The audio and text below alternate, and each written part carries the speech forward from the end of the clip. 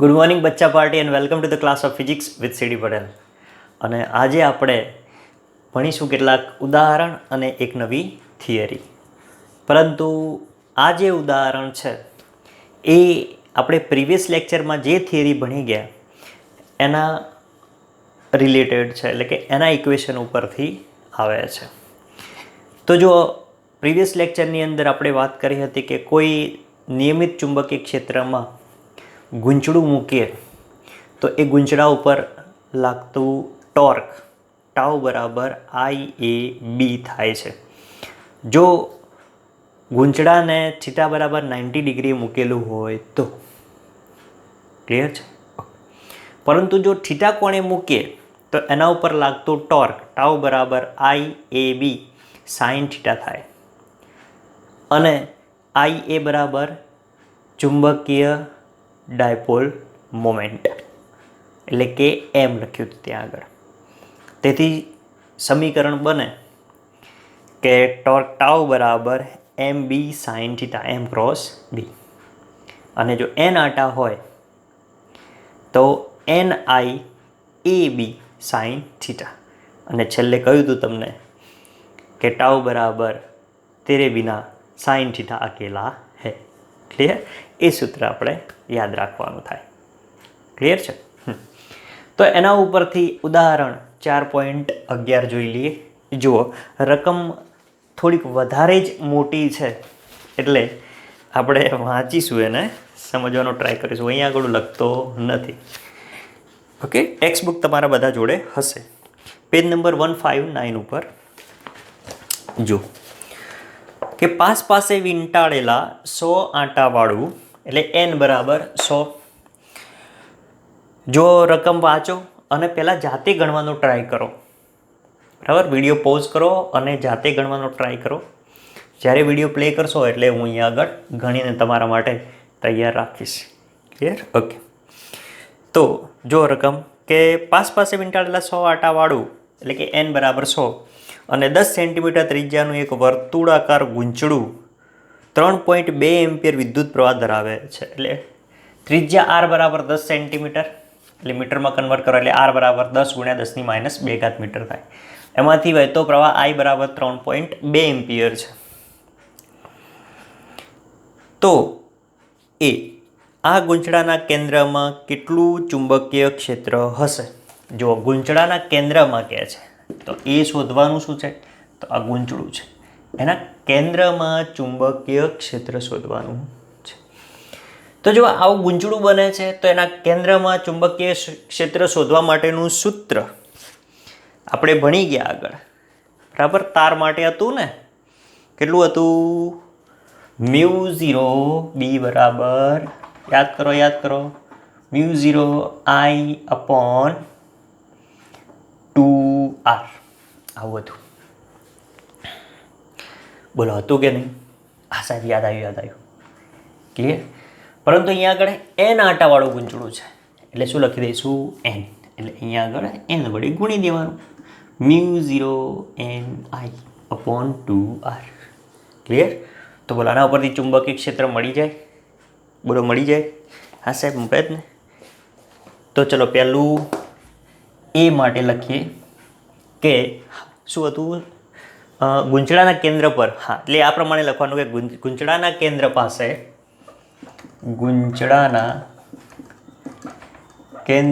પાસે ચુંબકીય ક્ષેત્ર.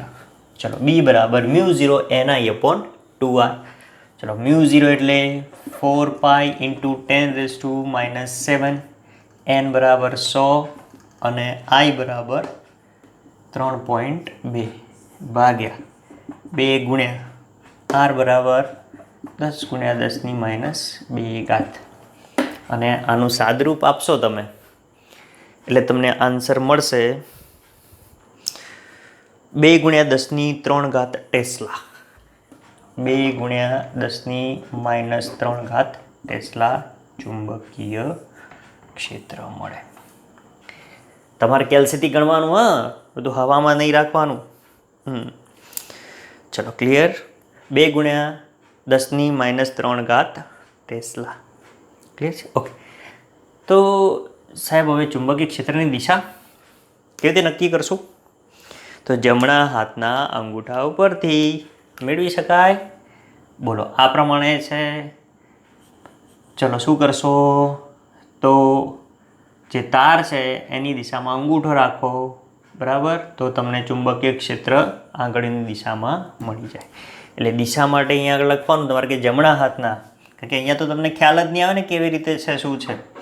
એટલે દિશા માટે જમણા હાથના અંગૂઠાના નિયમ પરથી, બરાબર, જમણા હાથના અંગૂઠાના નિયમ પરથી મળે છે. ક્લિયર? આટલું લખી દેવાનું સાઈડમાં દિશા માટે. બોલો ઇઝી એકદમ આવડે એવું. ઓકે, ચલો બી જોઈએ. બી શું કહે છે? તો જુઓ, બી એવું કહે છે કે ગૂંચળાની ચુંબકીય મોમેન્ટ કેટલી હશે? ચુંબકીય મોમેન્ટ કહે છે. તો ચુંબકીય મોમેન્ટનું સૂત્ર, ચુંબકીય મોમેન્ટ એમ બરાબર આઈ એ, એન આટા માટે હોય તો NI એ. બોલો એકદમ ઇઝી, એકદમ સરળ, આવડે એવું. કિંમતો મૂકો અને જવાબ લાવો. n બરાબર 100, પ્રવાહ 3.2 ગુણ્યા, હા હવે સાહેબ એનું શું કરશું? તો એ શું છે? ગૂંચળું, સોરી ગૂંચળાનું ક્ષેત્રફળ. આ ગૂંચળું છે, ક્ષેત્રફળ કેટલું થાય? πr². ક્લિયર? અને પાઈ બરાબર 3.2 અને આર તો છે તમારી જોડે. ચલો 100 ગુણ્યા 3.2 ગુણ્યા 3.14 ગુણ્યા આર એટલે 10 ગુણ્યા 10⁻²² આપો સાદરૂપ ઝડપથી ફટાફટ. તો આનું સાદરૂપ આપશો તો આવશે 10 ampere into metre square. Ampere into metre square. બોલો એકદમ ઇઝી, એકદમ સરળ, આપણે એવું દેખાય છે? હા દેખાય છે. તો તમને એ અને બીના આન્સર મળી ગયા. ક્લિયર છે? ઓકે. હવે અને આ જે ચુંબકીય ડાયપોલ મોમેન્ટ છે એની દિશા કઈ હશે? તો એની દિશામાં. ક્લિયર? એની દિશામાં મળશે. ઓકે. હવે જુઓ, હવે સી જોઈએ. જુઓ તો સી શું કહે છે? લાંબી લચક રકમ આપેલી છે, વાંચવી પડશે. જોઈએ વાંચીએ. ગૂંચળાને શિરોલંબ સમતલમાં એવી રીતે રાખેલું છે કે જેથી તે તેના વ્યાસ સાથે એક રેખસ્થ એવી સમક્ષિતિજ અક્ષ પર મુક્ત રીતે ભ્રમણ કરી શકે. 2 ટેસ્લા જેટલું નિયમિત ચુંબકીય ક્ષેત્ર, એટલે આમાં ચુંબકીય ક્ષેત્ર T બરાબર 2 ટેસ્લા, સોરી T બરાબર નહીં, B બરાબર, હા, ચુંબકીય ક્ષેત્ર B બરાબર 2 ટેસ્લા આપેલું છે.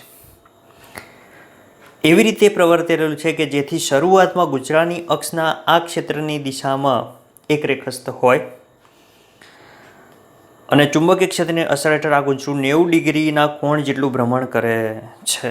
એટલે પહેલાં શું કહે છે? એક રેખસ્થ, એટલે થીટા બરાબર 0 ડિગ્રી હોય.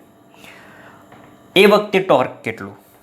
અને થીટા બરાબર 90 કહે છે ને કે ચુંબકીય ક્ષેત્રની અસર હેઠળ ગૂંચળું 90 ડિગ્રીના કોણ જેટલું ભ્રમણ કરે છે, 90 ડિગ્રી ભ્રમણ.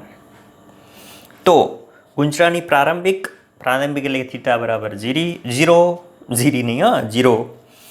અને અંતિમ સ્થિતિ એટલે કે થીટા બરાબર 90 ડિગ્રી પર લાગતા ટોર્કના મૂલ્યો કેટલા હશે? એટલે ટોર્ક ટાઉ શોધવાનું છે.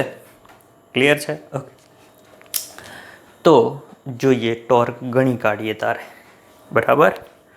તો જો ટોર્ક ટાઉ બરાબર સી શું છે? m ક્રોસ બી, તો mb સાઇન થીટા, સોરી મૂલ્ય છે ને. ઓકે. તો હવે એકવાર શું મૂકવાનું છે ભાઈ? થીટા બરાબર 0 ડિગ્રી. તો થીટા બરાબર 0 ડિગ્રી હોય ત્યારે ટોર્ક કેવું થશે? 0. તો શરૂઆતમાં થીટા બરાબર 0 છે, તો ટાઉ બરાબર mb સાઇન 0. અને સાઇન 0 બરાબર 0 એટલે શરૂઆતમાં ટોર્ક 0 બરાબર. અને અંતમાં એટલે કે થીટા બરાબર 90 ડિગ્રી હોય ત્યારે ટોર્ક ટાઉ બરાબર mb સાઇન 90 અને સાઇન 90ની વેલ્યુ 1 એટલે કે ટોર્ક બરાબર mb થશે. બોલો ક્લિયર? ઓકે. હવે એમ તમારે અહીંયા છે ટોર્ક શોધવાનું છે. એટલે એમ તમે શોધી કાઢ્યો આગળ અને બી પણ શોધી કાઢ્યો તો કિંમતો મૂકી દો. જો આગળ એમ તમે શોધ્યો કેટલો હતો 10 એમ્પિયર ઇન્ટુ મીટર સ્ક્વેર અને ચુંબકીય ક્ષેત્ર બી, હા બી તો આપેલું છે તમને અહીંયા આગળ 2 ટેસ્લા એટલે 10 ગુણ્યા 2 એટલે કે 20. શું આવશે? ટોર્કનું એમ્પિયર ઇન્ટુ મીટર સ્ક્વેર એકમ. બોલો તો ટોર્ક બરાબર 20 ન્યૂટન ઇન્ટુ મીટર ટોર્ક છે ભાઈ, newton into metre. Clear? Okay. બોલો આપણે એવું એકદમ ઇઝી, એકદમ સરળ. ઓકે જુઓ આગળ કરી દો. હવે જુઓ ડી કે જ્યારે ગૂંચળું 90 ડિગ્રી કોણ પાસે પહોંચે ત્યારે તેણે કેટલી કોણીય ઝડપ પ્રાપ્ત કરી હશે. એટલે કોણીય ઝડપ ઓમેગાની વાત કરે છે અને ગૂંચળાની જડત્વની ચાકમાત્રા I બરાબર તમને આપેલી છે 0.1 કિલોગ્રામ ઇન્ટુ મીટર સ્ક્વેર છે.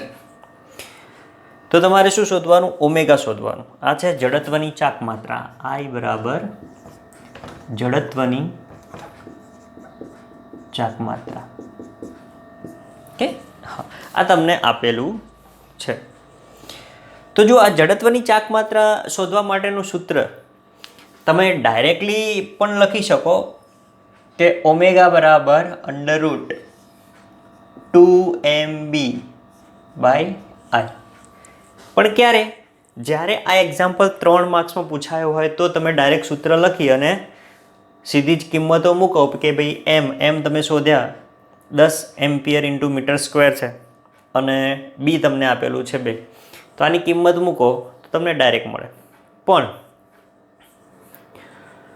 તમને જો આ જ પ્રશ્ન 4 માર્ક્સની અંદર પૂછેલો હોય બરાબર, તો તમારે આ ઓમેગા કેવી રીતે આવે એ તારવવું પડે. ઓકે તો જો હવે ઓમેગા તારવવું હોય તો એના માટે શું કરવું? તો જો આ ગૂંચળું છે કેવી ગતિ કરે છે? ચાક ગતિ કરે છે. તો આ ચાક ગતિ માટે જો હવે આપણે એને ક્યાં સુધી ફેરવવાનું છે? 90 ડિગ્રી સુધી ફેરવવાનું છે. એટલે એના ઉપર બળ લાગે ન્યૂટનના ગતિના બીજા નિયમ પ્રમાણે. પણ અહીંયા આગળ ચાક ગતિ કરે છે એટલે શું લાગે? ટોર્ક. તો ટોર્ક ટાઉ બરાબર I ઇન્ટુ આલ્ફા લખાય ન્યૂટનના ગતિના બીજા નિયમ ઉપરથી. જો ન્યૂટનની ગતિનો બીજો નિયમ શું છે? F બરાબર ma. પણ અમે કોના માટે લખ્યું? તો રેખીય ગતિ માટે. આપણે ચાક ગતિ અને રેખીય ગતિ તો ખબર જ છે ને તમને, કે ચાક ગતિ માટે આપણે બળ તરીકે ટોર્ક લઈએ છીએ. મતલબ કે ટોર્ક લાગે બરાબર, કારણ કે કોણીય ગતિ કરતો હોય અને આ છે એ રેખીય ગતિ.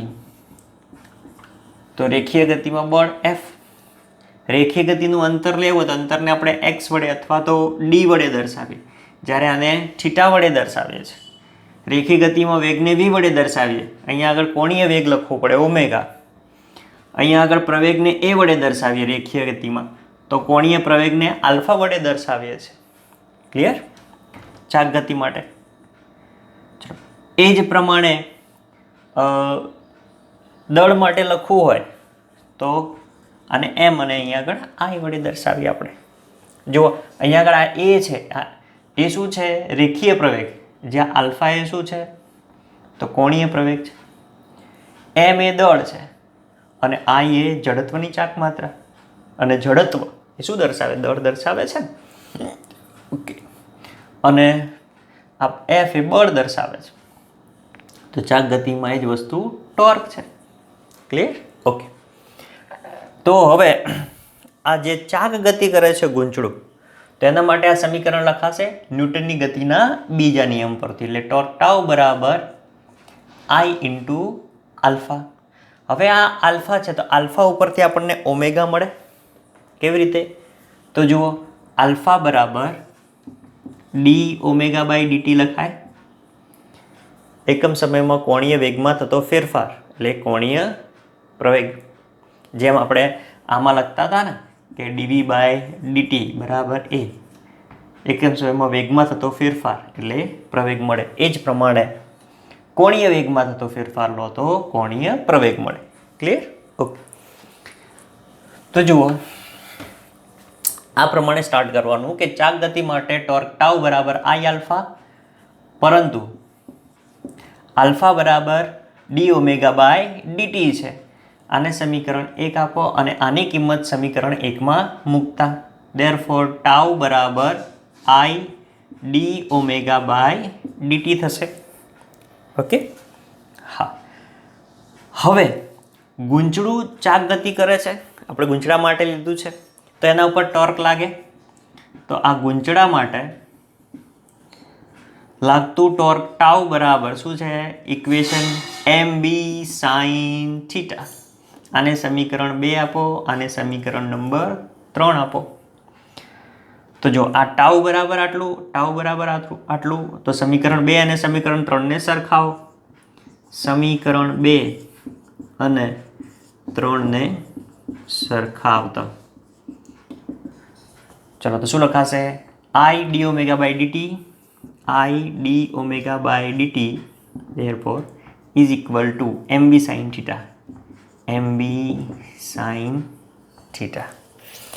પરંતુ જુઓ અહીંયા આગળ આ તો કોન્સ્ટન્ટ, આ કોન્સ્ટન્ટ, પણ થીટા બદલાય છે. કેટલો થાય છે? 0 થી 90 થાય છે. એટલું ભ્રમણ કરે છે. તો સાહેબ હવે તમે એવું કરશો અહીંયા આગળ કે તમારે ઓમેગા જોઈએ છે, તો હવે તમે સંકલન લેશો.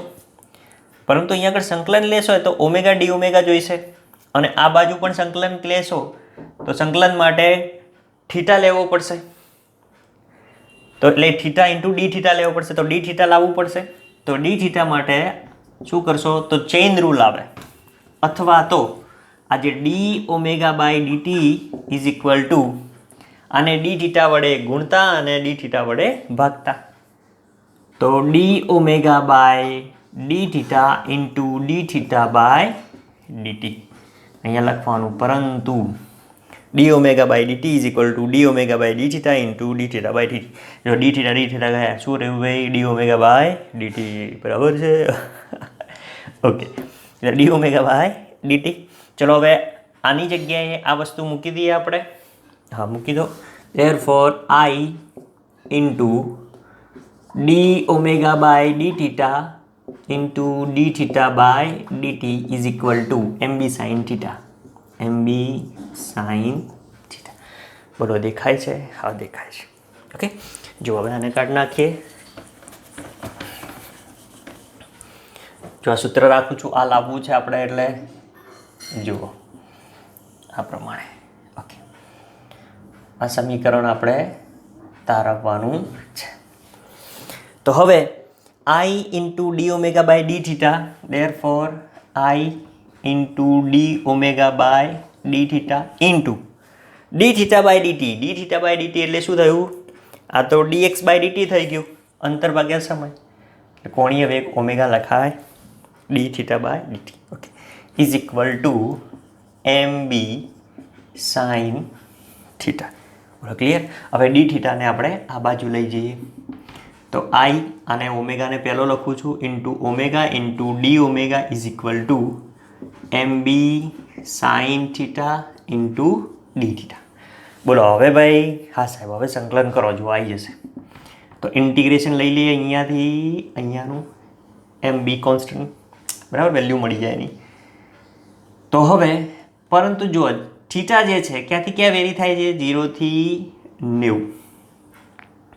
તો જુઓ હવે આઈ ધેરફોર હા તમે એક અહીંયા આગળ એક સ્ટેપ વધારે લખજો. હા, ઇન્ટિગ્રેશન મેં ડાયરેક્ટ લખી દીધું.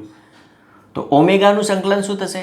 તેની એક ઘાત હોય એમાં એક ઘાત ઉમેરાય અને જે ઘાત હોય, જે ઘાત બને એ નીચે આવે. બરાબર, એટલે ઓમેગા સ્ક્વેર બાય 2 થશે ઓમેગાનું સંકલન. ઓકે, તો અહીંયા આગળ એમ બી. હવે સાઇન થીટાનું સંકલન થશે માઇનસ કોસ થીટા. ક્યાંથી ક્યાં લિમિટ? 0 થી 90. Therefore I omega square by 2 is equal to mb. चलो कौंसમાં माइनस cos एक बार 90 minus minus cos 0. Okay, therefore I omega square by 2 is equal to mb. चलो माइनस cos 90 ની value 0, minus minus plus cos 0 ની value 1. ચલો clear? Okay, હવે 0 + 1 1 અને mb × 1 બરાબર mb અને આ બાજુ I ઓમેગા સ્ક્વેર 2 ને પેલી બાજુ લઈ જઈએ તો શું થશે? 2mb. હવે I ને આ બાજુ લાવો તો ઓમેગા સ્ક્વેર બરાબર 2mb/I. સ્ક્વેર કાઢ નાખો તો જો ઉપરવાળું સૂત્ર આવી ગયું, ઓમેગા બરાબર √2mb/I. જો 4 માર્ક્સમાં પૂછાય તો તમારે આ સૂત્ર તારવવું પડે. ક્લિયર? ઓકે, હવે ઓમેગા શોધવો છે તમારે તો ઓમેગાની અંદર કિંમતો મૂકી દો બધી 2 ગુણ્યા. ચલો m બરાબર તમે આગળ શોધ્યો તો કે 10 એમ્પિયર × મીટર સ્ક્વેર એટલે 10 ગુણ્યા b. તો b કેટલું છે? 2 ટેસ્લા.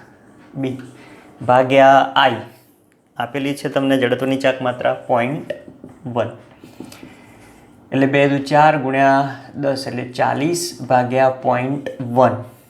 0.1 એટલે 1 પોઈન્ટ કાપો ઉપર જશે 400 થાય અને 400નું રૂટ લેશો તમે 400નું રૂટ 20 બરાબર. તો ઓમેગા બરાબર 20 રેડિયન પર સેકન્ડ. ચલો આટલો આન્સર આવે. તો આ દાખલો આ પ્રમાણે ગણવાનો. 4 માર્ક્સમાં પૂછાય તો તમારે આ તારવવું પડે. 3 માર્ક્સમાં પૂછાય તો ડાયરેક્ટ આ ઇક્વેશન જો યાદ રહેતું હોય તો યાદ રાખી અને સીધો જવાબ આ પ્રમાણે લાવી દેવાનો. ક્લિયર છે? ઓકે, જુઓ હવે આગળ. તો જોઈએ હવે નવી થિયરી, ચુંબકીય ડાયપોલ તરીકે વિદ્યુત પ્રવાહધારિત ગૂંચળું. હવે જ્યારે ડાયપોલની વાત આવે ત્યારે આપણે વિદ્યુત ક્ષેત્રમાં ડાયપોલ ભણી ગયા. એ વિદ્યુત ડાયપોલ હતી કે જેની અંદર આપણે 2 વિજાતીય વિદ્યુતભારો, એક +q અને એક -q, અને એ બંને વચ્ચેનું અંતર 2a લીધું હતું, પરિમિત અંતર. તો ડાયપોલ મોમેન્ટ P બરાબર 2a × q, એટલે કે 2 વિદ્યુતભારો વચ્ચેનું અંતર અને બેમાંથી કોઈ એક વિદ્યુતભારનું મૂલ્ય. સદિશ સ્વરૂપે લખવું હોય તેને આ પ્રમાણે આપણે લખતા હતા. પરંતુ જ્યારે ચુંબકીય ડાયપોલની વાત આવે ત્યારે ચુંબકીય ડાયપોલમાં જો ચુંબક છે તેમાં એક N ધ્રુવ અને એક S ધ્રુવ છે. હવે આ જે ધ્રુવ છે એને આપણે પોલ કહીએ છીએ, તો આપણે એને P વડે દર્શાવીશું, આને પણ P વડે. બંને વચ્ચેનું અંતર ધારો કે 2l છે તો આ ચુંબકની ડાયપોલ મોમેન્ટ M બરાબર 2l × P આ પ્રમાણે લખાય. સદિશ સ્વરૂપે લખવું હોય તેને આ પ્રમાણે આપણે લખી શકીએ. અને આપણે વિદ્યુત પ્રવાહધારિત ગૂંચળાની ચુંબકીય ડાયપોલ વિશે ભણ્યા હતા તો એને પણ M બરાબર I એ આ પ્રમાણે લખ્યું હતું, જ્યાં ચુંબકીય ડાયપોલની દિશા એ વિદ્યુત ક્ષેત્રફળના સદિશની દિશામાં હોય છે, એટલે કે એની દિશામાં હોય છે. ક્લિયર? આ આપણે પ્રીવિયસ લેક્ચરની અંદર ભણી ગયા. ઓકે, તો અહીંયા શું છે તો જુઓ, આ ચુંબકીય ડાયપોલ તરીકે વિદ્યુત પ્રવાહધારિત ગૂંચળું છે, એટલે કે વિદ્યુત પ્રવાહધારિત ગૂંચળાને આપણે ચુંબકીય ડાયપોલ તરીકે લેવાનું છે. કેવી રીતે? તો જુઓ, આ છે વિદ્યુત પ્રવાહધારિત ગૂંચળું. અને આપણને ખબર છે કે વિદ્યુત પ્રવાહ આધારિત ગૂંચળામાં એટલે કે પ્રવાહ આપણે જ્યારે પસાર કરીએ છીએ ત્યારે તેની અંદર ચુંબકીય ક્ષેત્ર ઉદ્ભવે છે. એટલે આની અંદર ચુંબકીય ક્ષેત્ર મળે આપણને, બહાર તો ચુંબકીય ક્ષેત્ર કેવું થઈ જાય? 0 થઈ જાય. હવે આ ચુંબકીય ક્ષેત્ર તરીકે ચુંબકીય ક્ષેત્ર આની અંદરથી પસાર થતું હોય તો હવે આ જે ગૂંચળું છે એને આપણે સોલિનોઇડ કહેતા હતા, એ એક ચુંબક તરીકે વર્તે છે. એવી રીતે ચુંબક તરીકે વર્તે છે. અને ચુંબક હોય તો એને N અને S ધ્રુવ એટલે કે 2 ધ્રુવો હોય. એટલે આ જે છેડો છે એને આપણે N કહી દઈએ અને આને S કહી દઈએ. બરાબર? આગળ ડિટેલમાં ભણીશું આપણે કે ભાઈ આને N કેવી રીતે, આને S કેવી રીતે. બરાબર? એ આગળ 5મા ચેપ્ટરમાં આપણે ભણીશું, ચુંબકત્વ અને દ્રવ્યમાન. ઓકે, તો જોઈએ અહીંયા આગળ કે આ N અને S ધ્રુવ બને છે. ક્લિયર? હવે N અને S ચુંબક બની ગયું તો એને શું હોય? ચુંબકીય ડાયપોલ હોય. બરાબર છે? ઓકે, હવે એ ચુંબકીય ડાયપોલ છે એ કઈ દિશામાં હશે? તો આનો જે એરિયા હશે એટલે કે ક્ષેત્રફળ હશે, અને ક્ષેત્રફળનો સદિશ જે દિશામાં હશે એ દિશામાં ચુંબકીય ડાયપોલ મોમેન્ટ હશે. ઓકે, હવે આ જે ગૂંચળું છે એ ડાયપોલ, ચુંબકીય ડાયપોલ તરીકે વર્તે છે. અને એના માટે 2 સમીકરણો આપણે તારવવાના છે. આના માટે 2 સમીકરણો તારવવાના ઇન ધ સેન્સ કે સીધા લખી દેવાના છે. આ થિયરી જો પૂછાતી નથી, પરંતુ આના જે સમીકરણ છે એના ઉપરથી એક્ઝામ્પલ કદાચ આવે, અને આનામાં ડાયરેક્ટ સૂત્રો જ આપણે યાદ રાખવાના છે. આખી થિયરી કે તારવવાની નથી, એટલે પૂછાતી નથી, એટલે એની ચિંતા કરવાની કોઈ જરૂર નથી.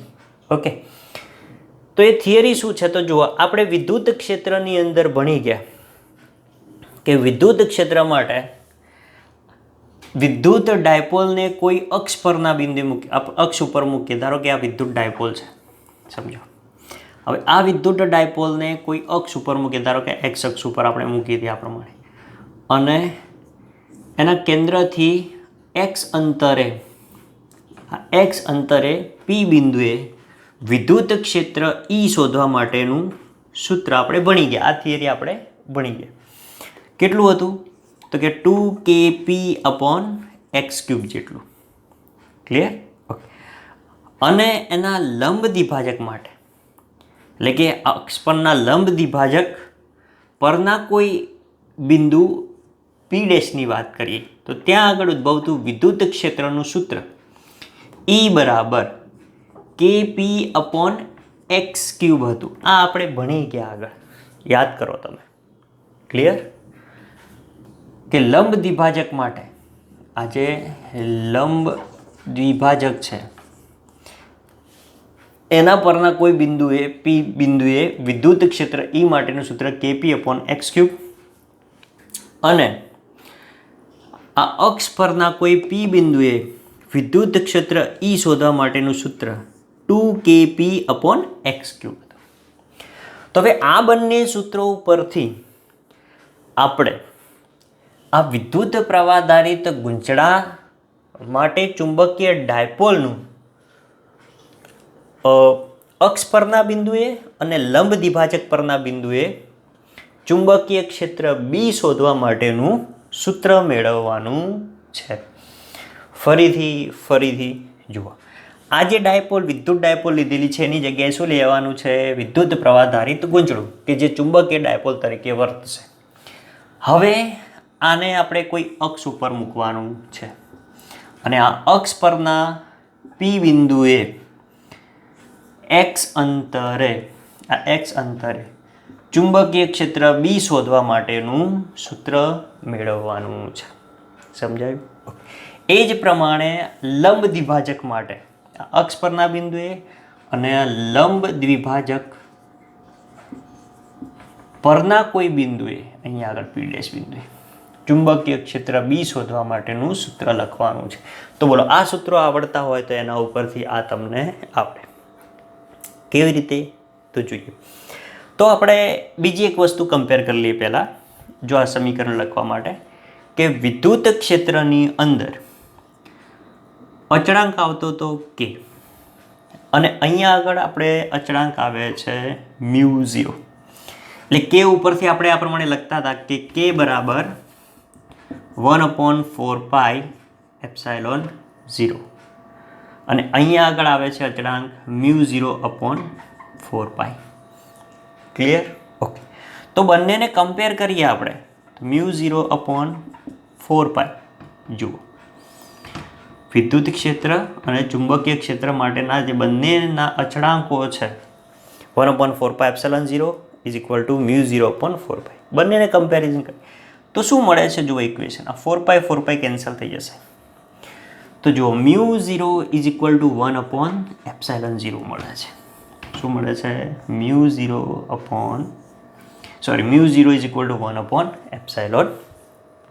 1/ε0. ક્લિયર? ઓકે.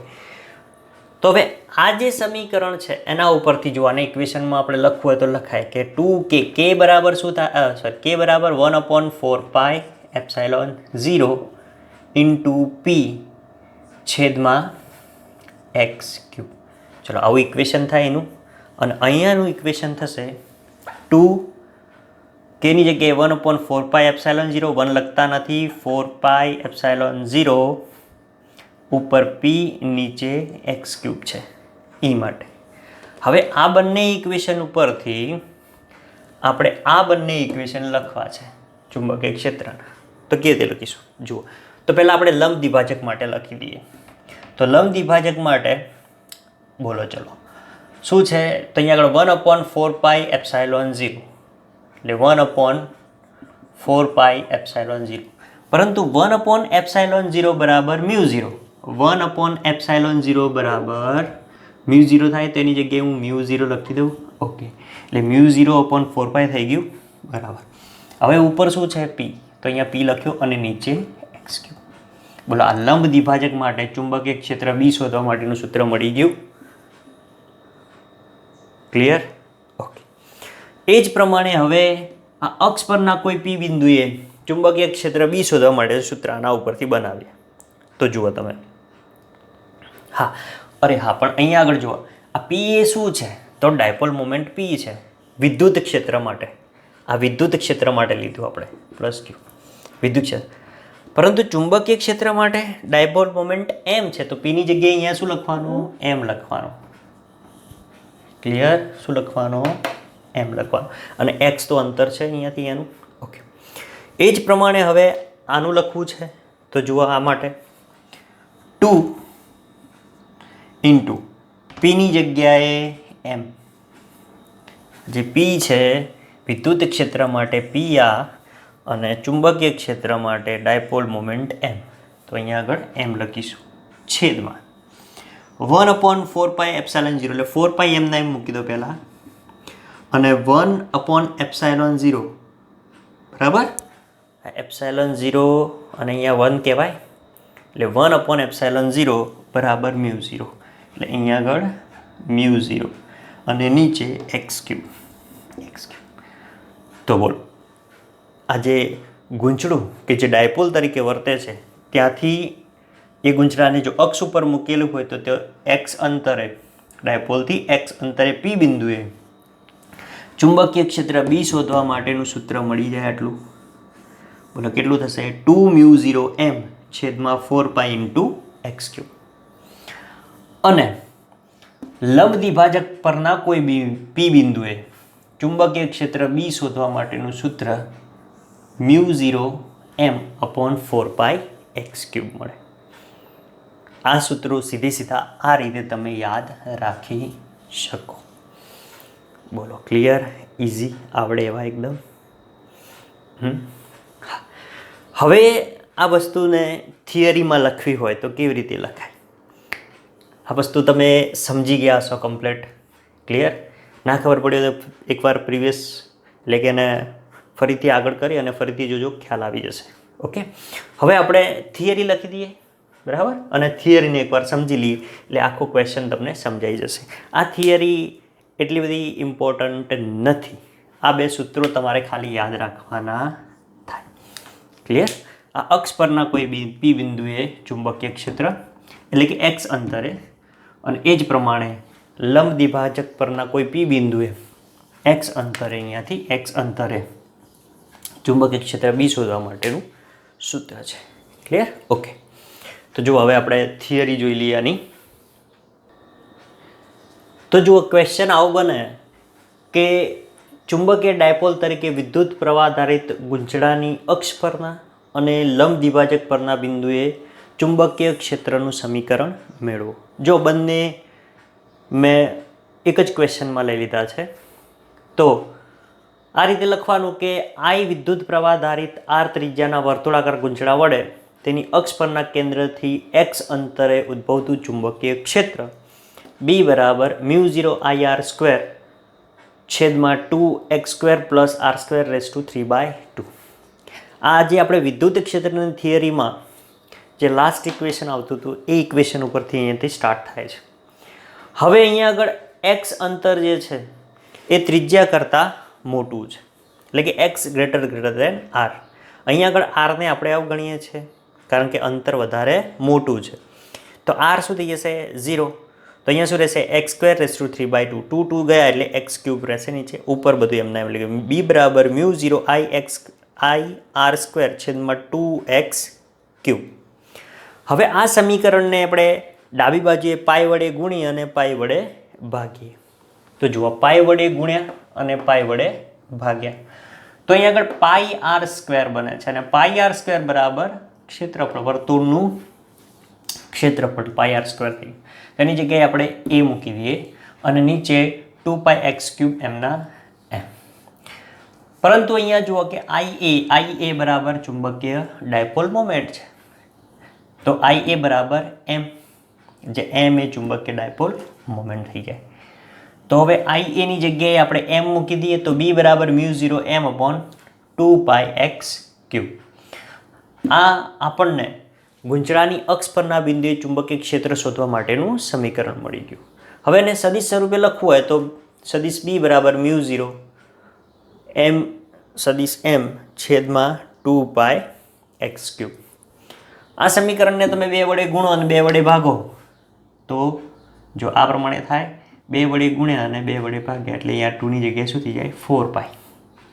ક્લિયર? એ જ પ્રમાણે અહીંયા આગળ આ રીતે લખાય.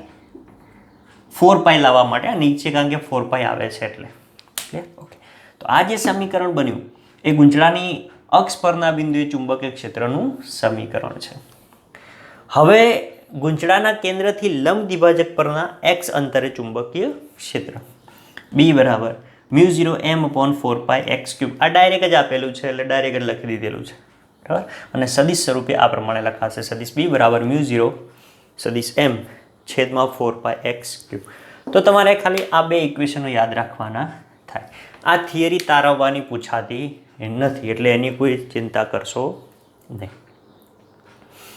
તો અહીંયા સુધી ખ્યાલ આવી ગયો હશે. ઓકે. તો આના સૂત્રો અને આગળનું ઉદાહરણ છે એ વ્યવસ્થિત રીતે તૈયાર કરી દેવું. ક્લિયર? તો ત્યાં સુધી ભણતા રહો. મળીએ નેક્સ્ટ લેક્ચરમાં. Bye bye.